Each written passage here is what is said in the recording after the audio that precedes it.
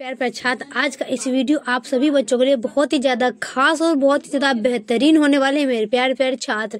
क्योंकि आज हम आप लोगों को बताने वाले हैं मानव जनन का बायोलॉजी चैप्टर नंबर 3 का बताने वाले हैं, जो कि इस प्रश्न में हम बात कर लेते हैं 2008 से लेकर 2025 तक का प्रश्न पूछा गया है। तो जो भी छात्र अभी तक नहीं जुड़े हैं मेरे प्यार छात्र, वो जल्दी से जल्दी जुड़ जाइए। और सबसे अहम बात मैं बता दूं कि मेरे प्यार छात्र, जो भी मेरे प्यार छात्र मेरे इस YouTube चैनल पर नए हैं तो चैनल को लाइक जरूर कर दीजिएगा। चैनल पर पहली बार आए हैं तो चैनल को सब्सक्राइब करके ही जाइएगा। और वीडियो अच्छा लगता है तो कमेंट करके शेयर जरूर करिएगा। तो फाइनली मेरे प्यार छात्र, इस वीडियो में हम बात करने वाले हैं बायोलॉजी का प्रश्न नंबर 34 का, जो कि प्रश्न नंबर 34 तक हम बताने वाले हैं। और इस वीडियो में हम लाइन बाय लाइन और समझाएंगे भी कि कौन सा क्वेश्चन आप लोग को एग्जाम हॉल में पूछे जाएंगे। तो देर किस बात की है मेरे प्यार छात्र, आइए मेरे इस YouTube चैनल पर जुड़ जाइए।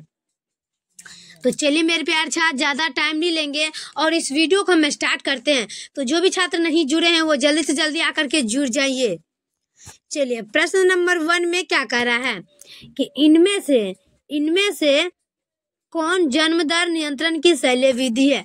अब देखिए यहाँ पर बात क्या हो रहा है कि इनमें से कौन जन्म नियंत्रण की शल्य विधि है। तो सभी मेरे प्यार छात्र देखेंगे इनमें से कौन जन्म दर नियंत्रण की शल्य विधि है।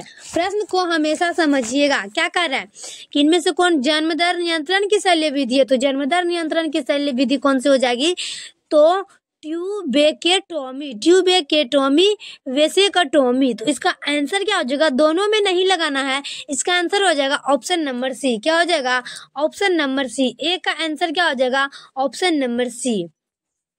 चलिए अगला प्रश्न की बात कर लेते हैं हम दूसरा नंबर प्रश्न क्या कह रहा है कि इनमें से कौन क्लायोटोरिस का समजात अंग है। क्या कह रहा है कि इनमें से कौन क्लायोटोरिस का समजात अंग है। देखिए प्रश्न को हमेशा ही समझकर ही टिक लगाएं मेरे प्यार छात्र, क्योंकि जल्दबाजी में आप लोग कोई भी काम ऐसा ना करें ताकि एग्जाम हॉल से निकलने के बाद आप लोग को पछताना पड़े। जब चिड़िया चुग गई खेत अब पछता के क्या करे। तो ऐसा आप लोग को नहीं करना है, क्योंकि आप लोग का जो टाइम होता है वो टाइम से ही चलता है। ऐसा नहीं होता है कि आप लोग का एग्जाम हो गया उसके बाद ही प्रश्न को वहां पर जाकर के फिर से कन्वर्ट करना पड़े, ऐसा नहीं होता है। तो क्या कह रहा है प्रश्न, तो इनमें से कौन क्लायोटोरिस का समजात अंग कौन सा है। तो 2 का सभी मेरे प्यार छात्र देख लेंगे लिंग हो जाएगा। क्या होगा, 2 का लिंग हो जाएगा। 2 नंबर का क्वेश्चन क्या कर रहा है कि इनमें से कौन क्लायोटोरिस का समजात अंग है, लिंग। ऑप्शन नंबर बी लगाएंगे, लिंग। चलिए अगला प्रश्न की बात करें हम तीसरा नंबर में क्या कह रहा है कि मासिक चक्र पाया जाता है। क्या कह रहा है, मासिक चक्र पाया जाता है। तो सभी मेरे छात्र को पता होना चाहिए मासिक चक्र पाया जाता है। तो मासिक चक्र क्या पाया जाता है, तो प्रीमेड की मादा में। क्या होगा, प्रीमेड की मादा में ही मासिक चक्र पाया जाता है। तो प्रीमेड मतलब तो किसी छात्र को समझ में भी नहीं आएगा। तो चलिए हम बताते हैं क्या कहते हैं, जिसे हम कहते हैं अपने भाषा या हिंदी में क्या कहते हैं हम, पीरियड। तो यहाँ पर क्या लिखा हुआ, प्रीमेड की मादा में। क्या कह रहा है कि मासिक चक्र कब आता है, तो प्रीमेड की मादा में मासिक चक्र आता है, यानी कि हर एक लड़का लड़की या माताओं में होती है। तो क्या हो जाएगा, मासिक चक्र कब पाया जाता है, तो प्रीमेड की मादा में। इसका आंसर होगा ऑप्शन नंबर सी। चलिए अगला प्रश्न की बात कर ले हम 4 नंबर प्रश्न में क्या कह रही है कि इनमें से किनका स्व उच्च पिच स्वरमान का होता है। क्या कह रहा है कि इनमें से किनका स्वर उच्च पिच स्वरमान का होता है। तो 4 का सभी मेरे प्यार छात्र देखेंगे और 4 का आंसर क्या हो जाएगा, स्त्री। क्या होगा, स्त्री। 4 का हमेशा मेरे प्यारे छात्र याद रखिए कि इनमें से किनका स्वर उच्च पिच स्वरमान का होता है, तो हो जाएगा स्त्री। ऑप्शन नंबर बी देखेंगे, स्त्री। चलिए अगला का बात कर लेते हैं हम 5 नंबर में क्या कह रहा है। तो सभी मेरे प्यारे छात्र देखिएगा कि मानव स्त्रियों में अंडे का निर्माण क्या होता है। क्या कह रहा है कि मानव स्त्रियों में अंडे का निर्माण कहाँ होता है। तो सभी मेरे प्यारे छात्र इस वीडियो को देखिएगा और इसका आंसर क्या हो जाएगा, ओवेरियन फॉलिकल में। क्या होगा, ओवेरियन फॉलिकल में। चलिए प्रश्न को समझते हैं। क्या कह रहा है कि मानव स्त्रियों में अंडे का निर्माण कहाँ होता है। तो अंडे का निर्माण होता है ओवेरियल फॉलिकल में। इसका आंसर क्या हो जाएगा? ऑप्शन नंबर बी हो जाएगा, 5 का ऑप्शन नंबर बी। चलिए अगला देख लेते हैं हम 6 नंबर का। 6 नंबर में क्या कह रहा है कि शुक्राणुजनक का नियंत्रण किसके द्वारा होता है। अब देखिए यहाँ पर बात क्या हो रहा है कि शुक्राणु सभी मेरे प्यारे छात्र को पता होना चाहिए, ये एक जेंट्स में होता है। क्या कह रहा है कि शुक्राणु का नियंत्रण किसके द्वारा होता है? तो 6 का मेरे प्यारे छात्र देख लेंगे, एंडोर्जन। क्या होगा? इंडोर्जन। ऑप्शन नंबर ए लगा देंगे। क्या होगा कि शुक्राणु का नियंत्रण किसके द्वारा होता है? तो इंडोर्जन। ऑप्शन नंबर ए लगाएंगे, इंडोर्जन। चलिए अगला देख लेंगे हम 7 नंबर का। 7 नंबर में क्या कह रहा है? एक्रोसोम। एक्रोसोम नामांकित में से किसका संभाग है? क्या कह रहा है कि एक्रोसोम नामांकित में से किसका संभाग है। यहाँ पर बात किया जा रहा है एक्रोसोम का, तो एक्रोसोम में क्या हो जाएगा? मानव शुक्राणु का शीर्ष होता है एक्रोसोम। क्या होगा? प्रश्न को समझिए, क्या कह रहा है कि एक्रोसोम नामांकित में से किसका संभाग है? तो वो जगह मानव शुक्राणु का शीर्ष, मतलब मानव शुक्राणु एक्रोसोम से होता है। तो इसका आंसर होगा ऑप्शन नंबर बी। क्या होगा? Option number B. चलिए अगला देख लेंगे हम 8 नंबर का। 8 नंबर में क्या कह रहा है कि इंडोर सर्जन। क्या होगा? इंडोर सर्जन और प्रोजेक्टोरेन स्रावित होता है। क्या कह रहा है कि इंडोर सर्जन और क्या कह रहा है? प्रोजेस्टेरोन स्रावित होता है। 8 का सभी मेरे प्यारे छात्र देखिएगा और प्रश्न को फिर से पढ़ते हैं और समझाते भी हैं। क्या कह रहा है? एस्ट्रोजन और प्रोजेस्टेरोन स्रावित होता है। 8 का आंसर कह रहा है अपरा में। क्या कह रहा है? अपरा में। 8 का आंसर हो जाएगा अपरा में। क्या होगा? अपरा में। तो ऑप्शन नंबर सी लगाएंगे, अपरा। चलिए अगला प्रश्न की बात कर लेते हैं हम 9 नंबर का। एक्रोसोम का भाग क्या होता है? क्या कह रहा है? एक्रोसोम का भाग क्या होता है? 9 का सभी मेरे प्यारे छात्र देखेंगे, एक्रोसोम का भाग होता है शुक्राणु का। क्या होगा? शुक्राणु का भाग होता है एक्रोसोम। मेरे प्यारे छात्र इस प्रश्न को हमेशा याद रखिएगा। क्या कह रहा है कि एक्रोसोम का भाग होता है शुक्राणु से। ऑप्शन नंबर सी लगा देंगे, शुक्राणु से। चलिए अगला प्रश्न की बात कर लेते हैं हम 10 नंबर का। 10 नंबर में क्या कह रहा है कि ग्रीवा सर्विक्स इनमें से किसमें पाया जाता है? क्या कह रहा है? ग्रीवा सर्विक्स इनमें से किसमें पाया जाता है? क्या कह रहा है? ग्रीवा सर्विक्स किसमें पाया जाता है? तो ग्रीवा सर्विक्स गर्भाशय के बॉडी एवं योनि के बीच पाया जाता है। क्या कह रहा है कि ग्रीवा सर्विक्स किसमें पाया जाता है? तो गर्भाशय के बॉडी एवं योनि के बीच पाया जाता है। तो 10 का आंसर हो जाएगा ऑप्शन नंबर बी हो जाएगा, सॉरी सी। चलिए अगला देख लेंगे हम 11 का। 11 नंबर प्रश्न क्या कह रहा है? एस्ट्रोगेन का सेवन किसमें होता है? क्या कह रहा है? एस्ट्रोगेन का सेवन किसमें होता है? तो सभी मेरे प्यारे छात्र और होनहार छात्र प्रश्न को देख लीजिए। क्या कह रहा है कि एस्ट्रोगेन का सेवन किसमें होता है? एस्ट्रोगेन का सेवन ओवरी के ग्रीन मेंटल इपिथेलियम के साथ होता है। 11 का ऑप्शन नंबर बी लगाएंगे। क्या कह रहा है कि एस्ट्रोगेन का सेवन किसमें होता है? तो ओवरी के ग्रीमेनल एपिथेलियम। ऑप्शन नंबर बी लगाएंगे। चलिए अगला देख लेंगे क्या कह रहा है।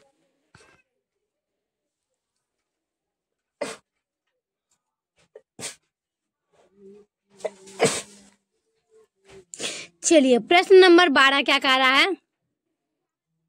क्लेवेज के लिए क्या सही कथन है? क्या कह रहा है? क्लेवेज के लिए क्या सही कथन है? 12 का देखेंगे क्लेवेज के लिए क्या सही कथन है। तो 12 का आंसर हो जाएगा ऑप्शन नंबर बी, कोशिका का आकार घटता है। क्या कह रहा है? कोशिका का आकार घटता है। तो सभी मेरे प्यारे छात्र देख लीजिए कि क्लेवेज किस के लिए क्या सही कथन है। तो क्या हो जाएगा? कोशिका का आकार घटता है। तो ऑप्शन नंबर बी देखेंगे, कोशिका का आकार घटता है। अगला का बात कर लेंगे हम 13 नंबर का। 13 नंबर में क्या कह रहा है कि मानव मादा के भ्रूण में किस अवधि के लिए कौन सा सही कथन है? क्या कह रहा है कि मानव मादा के भ्रूण में किस अवधि के लिए कौन सा सही कथन है। तो 13 का मेरे प्यारे साथ देख लेंगे और 13 का आंसर क्या हो जाएगा? 13 का आंसर होगा ऑप्शन नंबर डी। क्या कह रहा है कि मानव मादा के भ्रूण में किस अवधि के लिए कौन सा सही कथन है? इसका आंसर होगा ऑप्शन नंबर डी। क्या कर रहा है? होलोबैस्टिस एवं समान। ऑप्शन नंबर डी लगाएंगे, होलोबैस्टिस एवं समान। चलिए अगला देखेंगे हम 14 नंबर का। क्या कह रहा है प्रश्न कि निम्नलिखित में मासिक चक्र अवधि के लिए कौन सा सही कथन है? वही प्रश्न को दोबारा दोहरा रहा है। क्या कह रहा है कि निम्नलिखिट में मासिक चक्र की अवधि के लिए कौन सा कथन सही है? तो सभी मेरे प्यारे साथ देख लेंगे। इसका आंसर क्या हो जाएगा? इंडोटर्म का पुनर्निर्मित 5 से 10वें दिन। क्या होगा? इंडोमेटरियम का पुनर्निर्मित 5 से 10 दिन वे। ऑप्शन नंबर बी लगाएंगे। चलिए अगला देख लेंगे हम 15 नंबर का। 15 नंबर में क्या कह रहा है? सर्टोल सेलकेल। क्या होगा?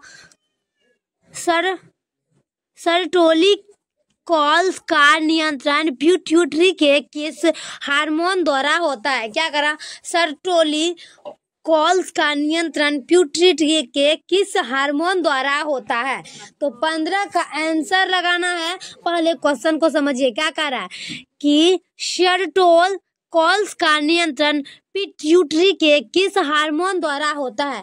15 का हो जाएगा LH। क्या होगा? LH। ऑप्शन नंबर सी लगा देना है, LH। क्या कह रहा है कि सर्टोली कॉल्स का नियंत्रण पिट्यूटरी के किस हार्मोन द्वारा होता है? तो LH। ऑप्शन नंबर सी लगाएंगे, LH। चलिए अगला देख लेते हैं हम 16 नंबर का।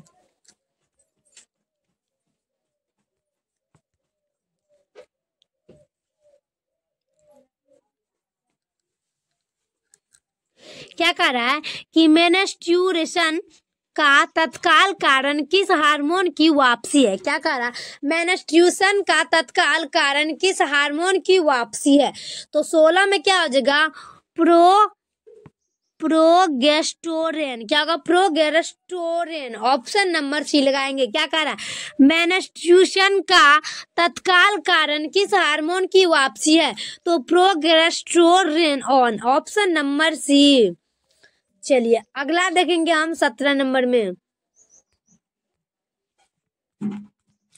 17 नंबर में क्या कह रहा है कि शुक्राणु का अक्षीय तंतु किससे बनता है? क्या कह रहा है?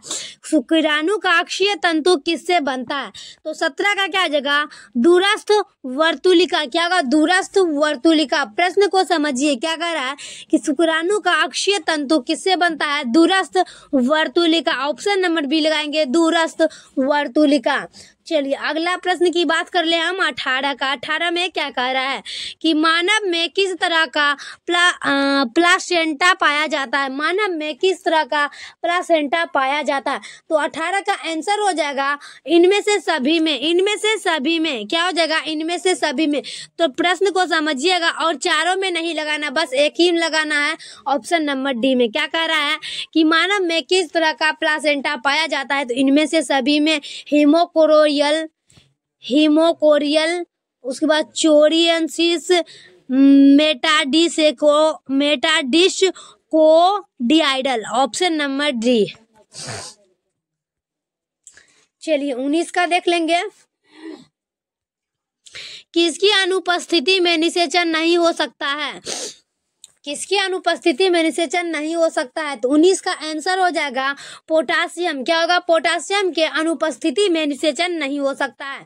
क्या कह रहा है प्रश्न में कि किसकी अनुपस्थिति में निषेचन नहीं हो सकता है? तो वो जगह पोटासियम। पोटासियम के अनुपस्थिति में निषेचन नहीं हो सकता है। तो ऑप्शन नंबर बी लगा देना है। चलिए अगला देख लेंगे हम 20 नंबर का। जन्म के बाद माता से प्रथम दुग्ध स्रवण को कोलेस्ट्रम कहते हैं। इनमें से निहित क्या है? क्या कह रहा है कि जन्म के बाद माता से प्रथम दुग्ध स्रवण को कोलेस्ट्रम कहते हैं। इनमें निहित क्या है? तो 20 का आंसर हो जाएगा ऑप्शन नंबर ए हो जाएगा LGA। क्या होगा? LGA। ऑप्शन नंबर ए लगाना है। क्या कह रहा है कि जन्म के बाद माता से प्रथम दुग्ध स्रवण को कोलेस्ट्रम कहते हैं। इनमें से निहित क्या है? तो LGA। ऑप्शन नंबर ए लगाएंगे, LGA। चलिए अगला देखेंगे हम 21 का। 21 नंबर में क्या कह रहा है? प्रोस्टेट कैंसर के लिए प्रयुक्त प्रतीक एंजाइम क्लिनिकल जांच के फोर कौन सा है? क्या कह रहा है? प्रोस्टेट कैंसर के लिए प्रयुक्त प्रतीक एंजाइम क्लिनिकल जांच के फोर कौन सा है? तो 21 नंबर का सभी मेरे प्यारे साथ देखिएगा और 21 का आंसर हो जाएगा क्षारीय, क्या होगा? क्षारीय फास्फेटेज। क्या होगा? क्षारीय फास्फेटेज। ऑप्शन नंबर बी लगाना है। क्या कह रहा है? प्रोस्टेट कैंसर के लिए प्रयुक्त प्रतीक एंजाइम क्लिनिकल जांच के फोर कौन सा है? तो क्षारीय फॉस्फेटेज। Option number B. चलिए अगला देख लेंगे हम 22 का। 22 में क्या कह रहा है? परट्यूशन के लिए संकेत सिग्नल कहाँ से शुरू होता है? क्या कह रहा है कि परट्यूशन के लिए संकेत सिग्नल कहाँ से शुरू होता है? 22 का हो जाएगा ऑप्शन नंबर बी, प्लासेंटा तथा पूर्ण विकसित गर्भावस्थ शिशु। क्या होगा? क्या कह रहा है कि परट्यूशन के लिए संकेत सिग्नल कहाँ से शुरू होता है? तो प्लासेंटा तथा पूर्ण विकसित गर्भस्थ शिशु। ऑप्शन नंबर बी लगाना है। चलिए अगला देख लेंगे हम 23 का। गर्भावस्था के किस महीने में गर्भ शिशु गतिशील होता है तथा सिर बाल उगाते हैं? क्या कह रहा है कि गर्भावस्था के किस महीने में गर्भस्थ शिशु गतिशील होता है तथा सिर बाल उगाते हैं? तो 23 का मेरे प्यारे छात्र याद रखना है इस प्रश्न को, 5वां महीना। क्या होगा? 5वां महीना में शिशु को सिर और बाल उगाते हैं। क्या कर रहा है कि गर्भावस्था के किस महीने में गर्भस्थ शिशु गतिशील होता है तथा सिर बाल उगाते हैं? तो 5वां महीना। ऑप्शन नंबर बी लगाएंगे, 5वां महीना। चलिए अगला देखेंगे हम 24 नंबर का। 24 नंबर में क्या कह रहा है? अंडाशय के नजदीक का फेलोपियम ट्यूब का भाग कौन सा है? क्या कह रहा है कि अंडाशय के नजदीक का फेलोपियम ट्यूब का भाग कौन सा है? तो 24 का आंसर क्या हो जाएगा? 24 का आंसर होगा इस्थमस। क्या होगा? इस्थमस। ऑप्शन नंबर ए लिख लेंगे, इस्थमस। क्या कह रहा है प्रश्न कि अंडाशय के नजदीक का फेलोपियम ट्यूब का भाग इस्थमस। ऑप्शन नंबर ए देखेंगे, इस्थमस। चलिए 25 नंबर देखते हैं कि किस मादा में क्या कर रहा है? किस मादा में बेस्टोसेस्ट के लिए क्या सही है? क्या कर रहा है? किसी मादा में बेस्टोसेस्ट के लिए क्या सही है? 25 का आंसर क्या हो जाएगा? ऑप्शन नंबर डी हो जाएगा। क्या होगा 25 का?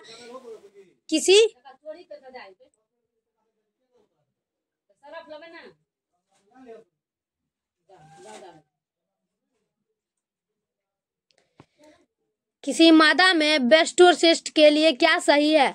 25 का आंसर हो जाएगा ऑप्शन नंबर डी। क्या होगा? Option number D. इम्पोर्टेंशन के साथ ट्रोफोटिबेल्सेस्ट कोशिका द्वारा इम्प्लांटेड होता है। क्या कह रहा है कि इम्प्लांटेशन के साथ ट्रोफोटिबेल्सेस्ट कोशिका द्वारा इम्प्लांटेड होता है। Option number D. चलिए अगला देखेंगे हम 26 का कि किसी श्रवण में फ्रुक्टोज कैल्शियम एवं एंजाइम सबसे अधिक पाया जाता है किसमें? क्या कह रहा है कि किसी श्रवण में फ्रुक्टोज कैल्शियम एवं एंजाइम सबसे अधिक पाया जाता है किसमें? तो 26 का हो जाएगा नर सहायक ग्रंथि में। नर सहायक ग्रंथि में। प्रश्न क्या कह रहा है? किसी श्रवण में फ्रुक्टोज कैल्शियम एवं एंजाइम सबसे अधिक पाया जाता है किसमें? नर सहायक ग्रंथि में। नर सहायक ग्रंथि में। Option number A. चलिए अगला देखेंगे हम 27 का कि नर युग्मक तथा मादा युग्मक के संयोजन से क्या बनता है? क्या कह रहा है कि नर युग्मक तथा मादा युग्मक के संयोजन से क्या बनता है? 27 का सभी मेरे प्यार साथ देखेंगे और 27 का आंसर हो जाएगा युग्मनज। क्या होगा? युग्मनज। क्या कह रहा है? प्रश्न को फिर से देखते हैं कि नर युग्मक तथा मादा युग्मक के संयोजन से क्या बनता है? तो युग्मनज बनता है। याद रखें प्रश्न को, युग्मनज। Option number D. चलिए 28 का देख लेंगे। निम्नलिखित में कोई एक पुरुष में पाया जाता है क्या? क्या कह निम्नलिखित में कोई एक पुरुष में पाया जाता है कॉपर ग्रंथि। क्या होगा? निम्नलिखित में कोई एक पुरुष में पाया जाता है कॉपर ग्रंथि। प्रश्न को हमेशा ही समझकर ही टिक लगाए। क्या कह रहा है कि निम्नलिखित में कोई एक पुरुष में पाया जाता है कॉपर ग्रंथि। क्या होगा? कॉपर ग्रंथि। ऑप्शन नंबर डी देखेंगे, कॉपर ग्रंथि। चलिए अगला देख लेंगे हम 29 नंबर का। 29 नंबर प्रश्न याद रखे क्या कर रहा है, नर हार्मोन की उत्पत्ति कहाँ से होती है। क्या कर रही है? नर हार्मोन की उत्पत्ति कहाँ से होती है? 29 का आंसर होगा वृषण। क्या होगा? वृषण। नर हार्मोन की उत्पत्ति कहाँ से होती है? तो वो हो जाएगा वृषण। ऑप्शन नंबर बी देखेंगे, वृषण। प्रश्न को समझिए क्या कर रहा है कि नर हार्मोन की उत्पत्ति कहाँ से होती है, तो वो हो जाएगा वृषण। ऑप्शन नंबर बी देखेंगे, वृषण। नर हार्मोन की उत्पत्ति कहाँ से होती है, तो वृषण से। कहाँ से? वृषण से। चलिए 30 का देख लेते हैं। एस्टोली कोशिका पाई जाती है डैश में। एस्टोली कोशिका पाई जाती है डैश में, तो एस्टोली कोशिका पाई जाती है वृषण में। क्या होगा? वृषण में। क्या कह रहा है प्रश्न कि एस्टोली कोशिका पाई जाती है वृषण में। ऑप्शन नंबर ए देख लेंगे, वृषण में। क्या कह रहा है? वृषण में। एस्टोली कोशिका पाई जाती है वृषण में। चलिए अगला देखेंगे हम 31 का। एक्रोसोम इनमें से किसका संभाग है। क्या कह रहा है कि एक्रोसोम इनमें से किसका संभाग है। 31 का आंसर हो जाएगा मानव शुक्राणु के सिर का। क्या होगा? मानव शुक्राणु के सिर का। प्रश्न को समझिए क्या कह रहा है कि एक्रोसोम इनमें से किसका संभाग है। 31 का आंसर हो जाएगा ऑप्शन नंबर ए, मानव शुक्राणु के सिर का। ऑप्शन नंबर ए लगाना है। चलिए अगला देख लेते हैं हम 32 का। 32 में क्या कह रहा है कि एक स्वस्थ महिला के पूरे जीवन काल में उत्पन्न कुल अंडों की संख्या कितनी होती है। एक स्वस्थ मतलब एक भी बीमारी नहीं हो। क्या करे? एक महिला, एक स्वस्थ महिला के पूरे जीवन काल में उत्पन्न कुल अंडों की संख्या कितनी होती है, तो उत्पन्न कुल अंडों की संख्या होती है 400। कितनी होती है? 400। क्या कह रहा है प्रश्न कि एक स्वस्थ महिला के पूरे जीवन काल में उत्पन्न कुल अंडों की संख्या होती है 400। ऑप्शन नंबर बी देखेंगे, 400। चलिए अगला प्रश्न का बात कर लेते हैं हम 33 का। 33 में क्या कह रहा है कि गर्भाशय में कॉपर टी के एक प्रभावी एवं अंत गर्भाशय युक्ति होने का मुख्य कारण क्या है। क्या कह रहा है कि गर्भाशय में कॉपर टी के एक प्रभावी एवं अंत गर्भाशय युक्ति होने का मुख्य कारण क्या है। 33 का हो जाएगा ऑप्शन नंबर डी हो जाएगा। प्रश्न को फिर से समझ लेते हैं कि गर्भाशय में कॉपर टी के एक प्रभावी एवं अंत गर्भाशय युक्ति होने का मुख्य कारण क्या हो जाएगा। इनमें से सभी का बात हो रहा है मेरे प्यारे छात्र, इनमें से सभी का। तो इनमें से सभी क्या कह रहा है, शुक्राणु के निषेचन क्षमता की कमी, गर्भाशय में कॉपर आयन मोचित होने के कारण शुक्राणुओं की क्षयकाणु क्रिया में वृद्धि। उसके बाद क्या कह रहा है, शुक्राणु में गतिशीलता में कभी इनमें से कोई नहीं हो सकता है। क्या कह रहा है मेरे प्रजात, हम इनमें से कोई नहीं होगा। 33 का प्रश्न देखेंगे, इनमें से कोई नहीं। चलिए अगला देखते हैं हम लास्ट का। ऑस्ट्रेलिया के शिशुधारी प्राणियों के अनुकूली विकरण इनमें से किसका उदाहरण है। क्या कह रहा है कि ऑस्ट्रेलिया के शिशुधारी प्राणियों के अनुकूली विकरण इनमें से किसका उदाहरण है। लास्ट है अपसारी क्रम विकास। क्या होगा? अपसारी क्रम विकास। क्या कर रहा है कि ऑस्ट्रेलिया के शिशुधारी प्राणियों के अनुकूली विकरण इसका किसका उदाहरण है, तो अपसारी क्रम विकास। Option number A. तो फाइनली मेरे प्यारे छात्र वीडियो कैसा लगता है कमेंट में जरूर छापिएगा। तब तक के लिए नेक्स्ट वीडियो में मिलते हैं। ऐसे वीडियो पाने के लिए चैनल को सब्सक्राइब करके बेल आइकन जरूर दबा दीजिएगा और जितना हो सके उतना इस वीडियो को शेयर करिएगा ताकि उन सभी विद्यार्थियों के पास पहुंच जाए जिसके पास पढ़ने के लिए बहुत ही कम समय बचा है। तो आप लोग के पास भी बहुत कम समय बचा है, तो जम कर तैयारी करें मेरे प्यारे छात्र। तब तक के लिए नेक्स्ट वीडियो में मिलते हैं। जय हिंद, जय भारत।